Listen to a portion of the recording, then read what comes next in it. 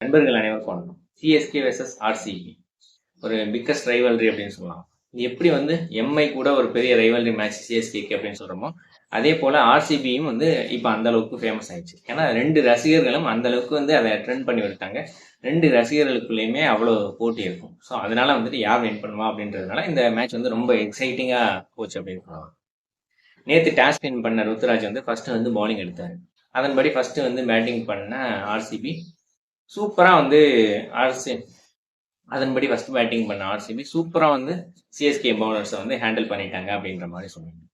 First வந்து ஆர்சிபியோட batting பற்றி ஒரு டீட்டெயிலாக பார்க்கணும். ஆர்சிபியோட பேட்டிங்க்கு வந்து ஒரு கரெக்டான டாக்டிக்ஸ் இருக்கணும் அப்படின்ற மாதிரி ப்ரீவியூ வீடியோலாம் சொல்லியிருந்தேன். ஏன்னா வந்து பவர் பிளேல யார் அடிக்கணும், மிடில் ஓவர்ஸில் யார் அடிக்கணும், கடைசியில் யார் அடிக்கணும் அப்படின்ற மாதிரி ஒரு பிளான் வந்து சொல்லியிருந்தேன். பவர் பிளேல சால்ட்டை வச்சு பார்க்கணும். மிடில் ஓவர்ஸில் படிக்கல் அண்டு பட்டித்தார் இவங்க ரெண்டு பேரும் வந்து ஸ்பின்னர்ஸை ஹேண்டில் பண்ணிக்கணும். அப்போதைக்கு இப்போ வந்து கோலி ஹேண்டில் பண்ணிக்குவார். அதுக்கப்புறம் வந்து கடைசி கட்டத்தில் வந்து ஸ்பீட் பவுலர்ஸை டிம் டேவிட் ஹேண்டில் பண்ணணும். இந்த மாதிரியான ஒரு பிளான் வச்சு டாக்டிக்கலாக மூவ் பண்ணணும் அப்படின்ற மாதிரி சொல்லியிருந்தேன். அதன்படியே வந்து சூப்பராக பண்ணியிருக்காங்க ஆர்சிபி. அதனால தான் வந்து சிஎஸ்கேவோட ஃபோர்ட்லேயே வந்துட்டு 196 ரன்கள் வந்து எடுக்க முடிஞ்சது. ஏன்னா வந்து 160 ரன்களுக்கு மேலே சென்னை சேப்பாக்கம் பிச்சில் வந்து எடுக்கிறது வந்து ரொம்பவே சிரமம். அதை வந்து சூப்பராக எக்ஸிக்யூட் பண்ணியிருக்காங்க ஆர்சிபி. சால்ட் வந்து 32, படிக்கல் 27, கோலி 31, பட்டித்தார் 51 எப்படின்னு சொல்லிட்டு வந்து 4 பேட்ஸ்மேன்ஸ் வந்து ஒரு சூப்பரான ஸ்கோர்ஸ் வந்து அடிச்சு ஒரு நல்ல ஒரு டார்கெட் வந்து ஃபிக்ஸ் பண்ணிட்டாங்க. ஏன்னா மற்ற பேட்ஸ்மேன்ஸ் எல்லாம் வந்துட்டு அந்த அளவுக்கு சரியாக ஆடலை. லிவிங்ஸ்டன், ஜிதேஷ் சர்மா இவங்கெல்லாம் வந்து சரியாக ஆடலை. ஆனாலும் வந்து கரெக்டாக வந்து எந்த பிளேயர் ஆடணுமோ கடைசி நேரத்தில் டிம் டேவிட் வந்து ஃபாஸ்ட் பவுலர்ஸ் வந்து அடிக்கணும் அப்படின்ற மாதிரி சொல்லியிருந்தேன். அதன்படியே வந்து சூப்பராக ஆடி இருக்கிறார். ஒரு ஹேட்ரிக் சிக்ஸு சாம் கரன் பால். ஸோ சூப்பராக டெலிவரி பண்ணிட்டாங்க அப்படின்ற மாதிரி சொல்லலாம். ஸோ இந்த 196 ரன்கள் அப்படின்ற போதே வந்து சிஎஸ்கேயோட வயத்துல வந்து கொஞ்சம் புளிய கலைச்சிருக்கும் அப்படின்ற மாதிரி தான் நான் நினைக்கிறேன். அடுத்ததாக சிஎஸ்கேயோட பவுலிங்க்கு வந்துருவோம். ஸோ கலீல் அகமதை தவிர மற்ற எல்லாருமே வந்து 9 அல்லது 9+ எக்கானமி இந்த ரேட்டில் தான் ரன் வந்து நேற்று கொடுத்துருந்தாங்க.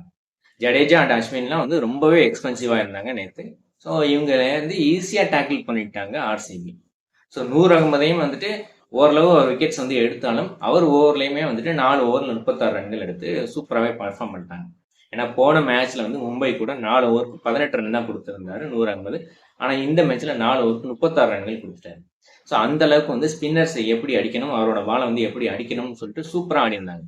லிவிங்ஸ்டனும் வந்து சரியா வந்து பர்ஃபார்ம் பண்ணாரு, ஒரு 6 அடிச்சாரு. அதுக்கப்புறம் அடுத்த பாலும் 6 அடிக்க முற்பட்டு தான் அவுட் ஆனாரு தவிர கரெக்டாக அந்த பாலுக்கு ஆடி இருந்தார் அப்படின்னா அவருமே இன்னும் கொஞ்சம் சூப்பராக வந்து ஹிட் பண்ணியிருக்கலாம். ஸோ சிஎஸ்கே பவுலிங்கை பொறுத்த வரைக்கும் அஸ்வின் வந்து கொஞ்சம் கூடுதலாகவே எக்ஸ்பென்சிவாக இருந்துட்டாரு. ஜடேஜாவும் கொஞ்சம் கூடுதலாகவே எக்ஸ்பென்சிவாக இருந்துட்டாரு. ஸோ சிஎஸ்கேவோட பவுலிங் யூனிட்டே வந்து நேற்று கொஞ்சம் அண்டர் பர்ஃபார்மிங் தான். அதுக்கப்புறம் சிஎஸ்கேவோட ஃபீல்டிங் தான் ரொம்ப புவர் அப்படின்னு சொல்லணும். ஏன்னா வந்து நேற்று மட்டுமே ராஜத் பட்டிதாருக்கு 3 கேட்ச் விட்டுருக்காங்க. ஒரு அழகான கேட்ச் பட்டிதார் விட்டார். அதுக்கப்புறம் வந்து ஓரளவு கொஞ்சம் கஷ்டமான கேட்ச் அப்படின்ற மாதிரி சொல்லலாம். 2 பேருமே, அதாவது வந்து கலீல் அகமது அண்டு திரிபாதி இவங்க 2 பேருமே கேட்ச் விட்டாங்க. அடுத்ததா சிஎஸ்கேயோட பேட்டிங் பத்தி பார்ப்போம். ரச்சின் 41, ஜடேஜா 25, தோனி 30 இவங்க தான் பெரிய கான்ட்ரிபியூஷன். மற்ற யாருமே பெரிய கான்ட்ரிபியூஷன் கிடையாது. துபேவாகட்டும், திரிபாதி ஆகட்டும், ஹூடாவாகட்டும், சாம் கரன் ஆகட்டும் இவங்க எல்லாருமே சொற்ப ரன்களுக்கு ஆட்டம் இழந்துட்டாங்க. சிஎஸ்கேயோட மிடில் ஆர்டர் கொலாப்ஸ் அது வந்து ஃபர்ஸ்ட் மேட்ச்லையும் இருந்தது, இந்த மேட்ச்லையும் தொடருது. ஏன்னா வந்து கம்மியான ஸ்கோர் இருக்கும்போது அந்த மிடில் ஆர்டர் வந்து ஓரளவு மேனேஜ் பண்ணி கொண்டு வந்துடும். பட் வந்து ஒரு 170க்கு மேலே வந்து ஸ்கோர் போயிடுச்சு அப்படின்னா, இந்த மாதிரி மிடில் ஆர்டர் கொலாப்ஸ் இருந்துச்சு அப்படின்னா கண்டிப்பாக வந்து சிஎஸ்கே மீண்டு வந்து வின் பண்ணுறது ரொம்பவே சிரமம். ஏன்னா அந்த மாதிரி வந்து ஒரு கடைசி நேரத்தில் நின்று ஒரு அசுதோஷ் சர்மா மாதிரி அதிரடியாகவும் ஆடி நின்று ஆடி கொடுக்குற பிளேயர்ஸ் வந்து சிஎஸ்கேல கிடையாது. அதே போல் ஒரு யங் ஹிட்டர்ஸ் பிரியன் சாலியா மாதிரியோ, விப்ரஜ் நிகம் மாதிரியோ அந்த மாதிரியான ஒரு யங் ஹிட்டர்ஸ் வந்து சிஎஸ்கே டீமில் கிடையாது. எல்லாருமே வந்து கொஞ்சம் கொஞ்சம் ஏஜ்டு பர்சன்ஸாக தான் இருக்காங்க. ஓரளவு யங் பிளேயர் அப்படின்னு பார்த்தா சச்சின் ரவீந்திரா அண்டு ருத்ராஜா வந்து சொல்லணும். அதுக்கப்புறம் சிவம் துபே.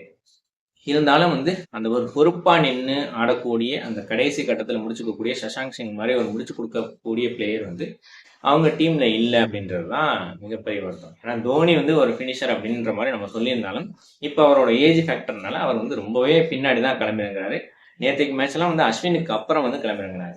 ஸோ அதனால வந்து அது வந்து அவங்களுக்கு ஒரு பெரிய மைனஸ் ஆகி போயிடுச்சு. ஸோ அதுக்கப்புறம் வந்து சிஎஸ்கே வந்து என்ன அப்படின்னா, ஒரு விஷயம் ஃபெயிலியர் ஆகிட்டாலும் அதை வந்து மாற்றிக்கப்பட்டாங்க. அதுவும் வந்து நேற்று திரிபாதி ஓப்பனிங் வந்து சரியாக செட் ஆகலை அப்படின்ற போதே வந்து அதை மாற்றிருக்கலாம், அதையும் மாற்றலை. அதே மாதிரி தீபக் கூட சரியாக ஆடலைன்ற போது மாற்றிருக்கலாம், அதையும் மாற்றலை. ஏன்னா வந்து ஒரு மேட்ச்லேயே அவங்க மாற்ற மாட்டாங்க, அதையே ஃபாலோ பண்ணாங்க, திரும்பவும் அந்த எரரே நடந்திருக்கு. அதுக்கப்புறம் வந்துட்டு ஆர்சிபியோட பவுலிங். ஸோ ஆர்சிபி வந்து பவுலிங்லேயும் வந்து செமையான டாக்டிக்ஸ் யூஸ் பண்ணியிருக்காங்க அப்படின்னு சொல்லணும். ஏன்னா திரிபாதி அண்டு ருத்ராஜ் இவங்க 2 பேருக்குமே வந்து ஸ்கொயர் லெக்கு, அதுக்கப்புறம் mid wicket, deep square leg, இந்த இடங்கள்ல அவங்க வந்து கொஞ்சம் வீக்காக தான் இருப்பாங்க. அது வந்து நிறைய பேருக்கு வந்து தெரியும். ஸோ கிரிக்கெட்டிங் அந்த ஸ்கில்லை வந்து கரெக்டாக ஃபாலோ பண்ணுறவங்களுக்கு தெரியும். ஸோ அதன்படியே கரெக்டாக அந்த இடத்துல வந்து ஃபீல்டர்ஸை வச்சு திரிபாதி எடுத்தாங்க. அதே போல் வந்து ருத்ராஜையும் எடுத்தாங்க. ருத்ராஜும் மிட் விக்கெட்டில் கொஞ்சம் வீக் தான். ஸோ அந்த ஜோன்லாம் வந்து கரெக்டாக ஃபீல்டர்ஸை வச்சு சூப்பராக வந்து டாக்டிஸ் பண்ணி எடுத்தார் ஹேசல்வுட். ஸோ அந்த சாம் கரன் வந்து ஸ்பின்னர்ஸுக்கு வந்து கொஞ்சம் ஸ்ட்ரகிள் பண்ணுவாருன்னு சொல்லிட்டு சாம் கரன் வரும்போதும் ஸ்பின்னர்ஸை கொண்டு வந்தாங்க. அதுக்கப்புறம் துபே வந்து கொஞ்சம் ஆடிட்டு இருக்கும்போது அவர் வந்து ஸ்பீடுக்கு வந்து ஸ்ட்ரகிள் பண்ணுவார் அப்படின்னு சொல்லிட்டு கரெக்டாக அந்த நேரத்தில் யாஷ் தயாரை கொண்டு வந்தாங்க. இந்த மாதிரி வந்து எந்த பேட்ஸ்மேனுக்கு எந்த பவுலர் போட்டால் கரெக்டாக இருக்கும்னு சொல்லிட்டு அந்த விதத்துலேயும் வந்து பவுலிங்லேயும் சரியான டாக்டிக்ஸை யூஸ் பண்ணி சூப்பராக பர்ஃபார்ம் பண்ணியிருக்காங்க ஆர்சிபி. அடுத்தது முக்கியமாக வந்து ஆர்சிபி வின் பண்ணுறதுக்கான பெரிய காரணம் புவனேஸ்வர் குமார். புவனேஸ்வர் குமாரோட அந்த 3 ஓவர் 20 ரன்கள் தான், தீபக் ஹூடாவோட ஒரு விக்கெட்டும். ஏன்னா வந்து அந்த 3 ஓவருக்குள்ள 20 ரன்கள் தான் கொடுத்து அந்த பவர் பிளேல ரன் அதிகமாக அடிக்க விடாமல் இருந்துட்டாலே வந்து கிட்டத்தட்ட ஒரு சக்ஸஸ் தான். அது கூட ஒரு 2-3 விக்கெட் எடுத்துட்டோம் அப்படின்னாலே அதுலேயே வந்து மேட்ச் வந்து ஓரளவு வந்து ஆர்சிபி பக்கம் வந்துருச்சு அப்படின்ற மாதிரி சொல்லலாம். அதுக்கப்புறம் 4வது 5வது விக்கெட்டுகள் விழும்போது மொத்தமாகவே வந்து ஆர்சிபி பக்கம் மேட்ச் வந்துருச்சு அப்படின்னு சொல்லலாம். ஸோ ஹேசில்வுட் மட்டும்தான் அவங்க இதில் வந்து ஒரு ஸ்டாண்டர்ட் பர்ஃபார்மர், மற்றவங்க எல்லாருமே வந்து ஒரு ஆவரேஜ் பவுலர்ஸ் தான். இருந்தாலும் அந்த ஆவரேஜ் பவுலர்ஸ் எல்லாமே நேற்று எஃபெக்டிவாக வந்து பவுல் பண்ணாங்க. ஸோ 17 வருஷத்துக்கு அப்புறம் ஒரு வின் பண்ணி ஒரு கான்ஃபிடென்ட்டாக தெரியுறாங்க ஒட்டுமொத்த டீமாவே. இதே கான்ஃபிடென்ட்டோட இவங்க விளையாண்டாங்க அப்படின்னா கண்டிப்பாக இந்த ஒரு ஐபிஎல்ல பிளே ஆஃப்ஸ்க்கு இவங்க போகிறதுக்கான வாய்ப்பு அதிகமாகவே இருக்குது. அப்படியே அடிச்சு உட்கார வச்சிருவோம், ஸ்பின்ல பொட்டலம் பண்ணிடுவோம் அப்படின்னு சொல்லிட்டு ஓவரா பேசினவங்களுக்கு எல்லாம் சம்மட்டி அடி, ஆர்சிபியின் வெற்றி இடி. ஸோ என்னோட வீடியோ பிடிச்சிருந்துச்சுன்னா இதை வந்து லைக் பண்ணுங்க, இது எல்லாருக்கும் ஷேர் பண்ணுங்க, கிரிக்கெட் சேனலுக்கு சப்ஸ்கிரைப் பண்ணுங்க. நன்றி, வணக்கம்.